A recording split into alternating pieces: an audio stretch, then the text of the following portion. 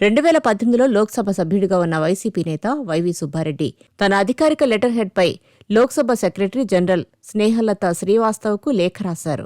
కేంద్ర ప్రభుత్వంపై తాము విశ్వాస తీర్మానం ప్రవేశపెడుతున్నామని 16/3/2018 నాటి రివైజ్డ్ లిస్ట్ ఆఫ్ బిజినెస్లో ఈ తీర్మానాన్ని చేర్చాలని అందులో పేర్కొన్నారు. ఆ లెటర్ ప్యాడ్లో ఢిల్లీ, ఒంగోలు, హైదరాబాదులోని సుబ్బారెడ్డి నివాసాల చిరునామాలతో పాటు ఆయన ఫోన్ నంబర్లు ఉన్నాయి. వాటిల్లో 9542419999 ఫోన్ నంబర్ ఒకటి. 2018 మార్చి 15న వైసీపీ అధినేత జగన్మోహన్ రెడ్డి ఈ లేఖను తన ట్విట్టర్ ఖాతాలో పోస్టు చేశారు. ఈ లెటర్ హెడ్లో కిందన చిన్నప్పన్న నెంబరే ఉంది.